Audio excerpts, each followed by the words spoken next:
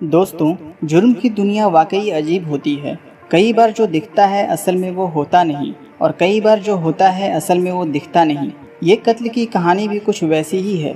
जिस शख्स की मौत होती है, मौके पर उसकी लाश भी मिल जाती है और सुसाइड नोट भी मिलता है। वहाँ से मौत के सबूत भी मिलते हैं और मौत की वजह भी। इन सभी को देखकर पुलिस भी मान लेती है कि ये आत्महत्या का ही केस है। लेकिन जब पोस्टमार्टम रिपोर्ट पुलिस के हाथ आती है तो पूरी घटना ही बदल जाती है। अब पुलिस फिर से तफ्तीश शुरू कर देती है। फिर जो कहानी सामने आती है उसे जानकर पुलिस भी दंग हो जाती है।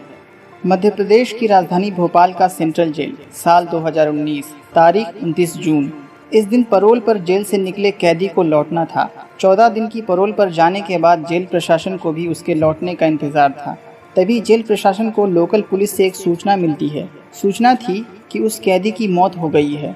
हत्या के केस में उम्र कैद की सजा मिलने और जेल की जिंदगी से परेशान होकर उसने घर में ही आत्मदाह कर लिया।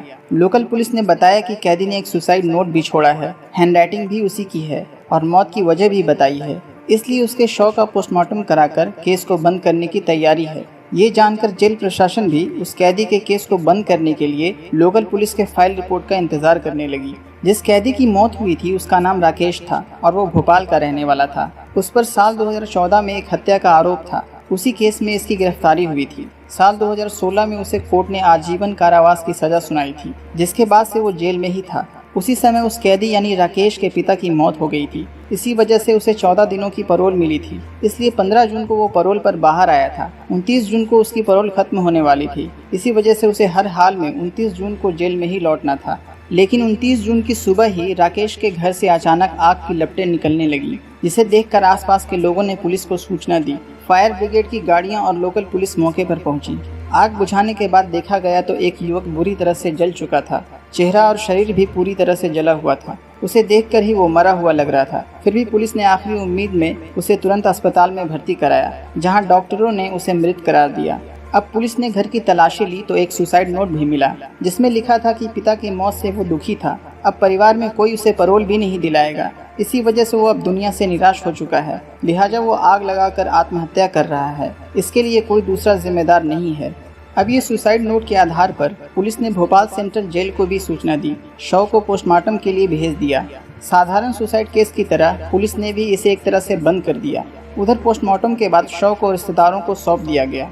रिश्तेदारों ने भी शव का अंतिम संस्कार कर दिया। लेकिन इस पूरे केस में 24 घंटों के बाद एक नया मोड़ आया, जब वहां की पुलिस को उस कैदी की पोस्टमार्टम रिपोर्ट मिली। इन्होंने जब पोस्टमार्टम रिपोर्ट को देखा तो चौंक गए। रिपोर्ट में लिखा था कि गला दबाने से जान गई है, यानी मौत की वजह आग या धुएं से दम घुटना नहीं, बल्कि गला दबाकर हत्या हुई है। फिर पुलिस इस केस की तफ्तीश में जुट जाती है। तुरंत मौके से ली हुई सभी फोटोग्राफ को मंगवाया जाता है। सभी फोटो को बारीकी से देखी जाती है। एक फोटो में वो देखते हैं कि मरने वाले शख्स का पैर बिल्कुल एक दूसरे से चिपका हुआ था, जबकि जब भी कोई जलकर मरेगा तो वो तड़पने लगेगा, तो उसके पैर एक दूसरे से चिपकने के बजाय अलग अलग होने चाहिए। लेकिन इस केस में ऐसा नहीं था। दूसरी तस्वीरें भी देखी जाती हैं। उनसे पता चलता है कि उस शख्स का चेहरा और सीने वाला हिस्सा ही पूरा जला था, जबकि हाथ और पैर ज़्यादा नहीं जले थे और अजीब तरीके से मुड़े हुए भी थे। इससे शक यही होता है कि कहीं हाथ और पैर बंधे तो नहीं थे, जिस वजह से ऐसा हुआ। अब इसका पता लगाने के लिए पुलिस और उनके अधिकारी पूरी टीम के साथ मौके पर जाते हैं। घटनास्थल को बारीकी से देखते हैं, फिर आसपास के लोगों से पूछताछ करते हैं तो पता चलता है कि एक दिन पहले राकेश के साथ 1 या 2 और लोग भी देखे गए थे। अब पुलिस इस केस की फाइल को बंद करने की जगह फिर से खोलती है और जांच शुरू करती है। अब पुलिस को ये शक हुआ कि जिसकी मौत हुई उसकी पहले गला घोंटकर हत्या की गई है। लेकिन उस कैदी को जब सुसाइड ही करना था तो उसकी पहले हत्या क्यों की गई? अगर किसी ने गला दबाया तो वो कौन था? अब पुलिस के सामने ये भी सवाल था कि कहीं ऐसा तो नहीं कि मरने वाले व्यक्ति राकेश ही ना हो। अगर ये राकेश नहीं तो फिर कौन था? इन सब सवालों का पता लगाने के लिए पुलिस ने उसके मोबाइल नंबर का पता लगाया। फिर रिश्तेदारों के जरिए उसका एक नंबर मिला, जो जेल से आने के बाद एक्टिव था लेकिन अब बंद था। उसकी आखिरी लोकेशन भी भोपाल की ही थी। पुलिस ने जब उसके फ़ोन की कॉल डिटेल चेक की तो एक नंबर पर कई बार बात होने की जानकारी मिली, लेकिन जब उस नंबर पर संपर्क किया गया तो वो बंद था। वो नंबर था नितेश नामक युवक का। अब पुलिस के सामने नितेश को खोजने की चुनौती थी और मन में सवाल ये भी आ रहा था कि कहीं नितेश ही तो नहीं मारा गया। इसके अलावा और भी कई सवाल थे। फिलहाल पुलिस उसकी तलाश में जुट गई। फिर पता चला कि नितेश मूल रूप से बिहार का रहने वाला है और पहले राकेश के मकान में ही किराए पर रहता था, लेकिन फिर यहाँ से दूसरे मकान में शिफ्ट हो गया था। अब पुलिस की जांच में नितेश की लोकेशन गुजरात में मिली। इसके बाद पुलिस की एक टीम गुजरात पहुंची और उसे दबोच लिया। इसके बाद उससे कड़ाई से पूछताछ हुई, तब उसने जो कहानी बताई वो बेहद ही चौंकाने वाली थी। नितेश ने बताया कि जेल से पैरोल पर आने के बाद राकेश ने उससे संपर्क किया था। फ़ोन पर बात हुई और वो उससे मिलने भी गया था। बातचीत के दौरान वो काफ़ी परेशान था, इमोशनल भी था, क्योंकि पिता की मौत के बाद उसे अब ज़िंदगी में शायद ही कभी पैरोल मिलने की उम्मीद थी। इसलिए उसने सोचा था कि दुनिया की नज़रों में वो हमेशा के लिए मर जाए और असल में ज़िंदा भी रहे। इसके लिए उसने एक खौफनाक आइडिया अपनाया। उसने घर में रहने वाली एकमात्र माँ को पूजा करने के बहाने 23 जून को ही बाहर भेज दिया था। इसके बाद साजिश रची कि 29 जून को पैरोल खत्म होने के बाद भी उसे जेल नहीं जाना पड़े।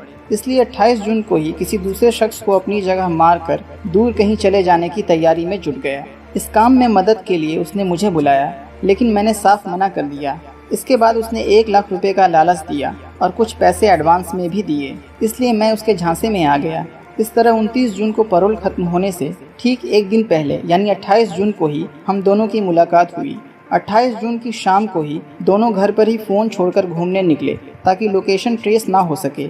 इसके बाद एक पेट्रोल पंप के पास राकेश को अपने ही उम्र और लंबाई वाला एक युवक मिला। उस युवक ने अपना नाम सोनू बताया था और दोनों बातचीत करते हुए दोस्त बन गए। बातों ही बातों में दोनों ने सोनू को घर पर पार्टी करने और शराब पीने के लिए तैयार कर लिया। सोनू मजदूरी करता था, इसलिए खाने और शराब के लालच में तुरंत तैयार हो गया। सोनू भी दोनों के साथ राकेश के घर पर आ गया। यहाँ पर सोनू को इन दोनों ने खूब जमकर शराब पिलाई। जब उसने अपना होश खो दिया तभी राकेश ने उसकी गला दबाकर हत्या कर दी। इसके बाद उसके हाथ और पैर को रस्सी से बांध दिया ताकि अगर जिंदा भी हो तो आग से बच न सके। हाथ पैर बांधने के बाद उसे फर्श पर लिटाया और घर में रखी किताबों को उसके ऊपर डाल दिया। फिर राकेश ने खुद ही एक सुसाइड नोट लिखा और उसे कुछ दूरी पर रख दिया ताकि वो सही सलामत पुलिस को सुसाइड के सबूत के रूप में मिल जाए। इसके बाद दोनों ने बाइक से निकाला हुआ पेट्रोल भी डाल दिया ताकि आग से वो पूरी तरह से जल जाए। चूंकि घर का दरवाजा बाहर से बंद होने पर साजिश का शक हो सकता था, इसलिए दोनों ने घर के दरवाजे को अंदर से बंद किया और छत के रास्ते बाहर निकल गए।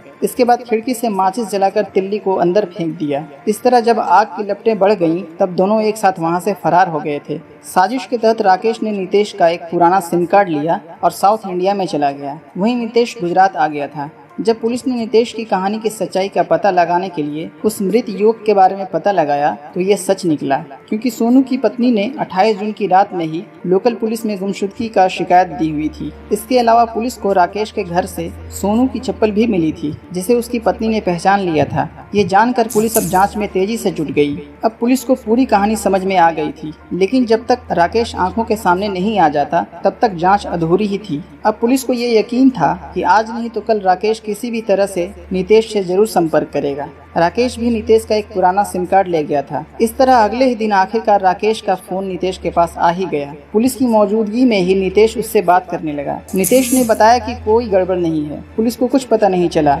इसके बाद राकेश ने कहा कि चेन्नई में उसे कुछ मदद चाहिए, अगर कोई दोस्त हो तो बताना। इस पर नितेश ने कहा कि वो इसे जल्द ही बताएगा। इसके बाद फोन कट हो गया। अब पुलिस ने भी राकेश को पकड़ने के लिए पूरी फिल्मी कहानी रची। इसके तहत पुलिस ने कुछ लोगों को चेन्नई भेजा और उन्हें लोकल बनकर राकेश से मिलने के लिए बोला। इस तरह नितेश ने राजेश को चेन्नई में रहने वाले अपने एक दोस्त का जिक्र करते हुए उसका फोन नंबर शेयर किया, जिसके बाद राकेश पुलिस वाले को ही नितेश का दोस्त समझकर उससे बात की और मिलने गया। जैसे ही राकेश ने लुंगी और माथे पर तिलक लगाए 2 युवकों को नितेश का दोस्त समझकर मदद मांगने पहुंचा, तभी उसे पकड़ लिया गया और अब राकेश को फिर से सलाखों के पीछे भेज दिया गया।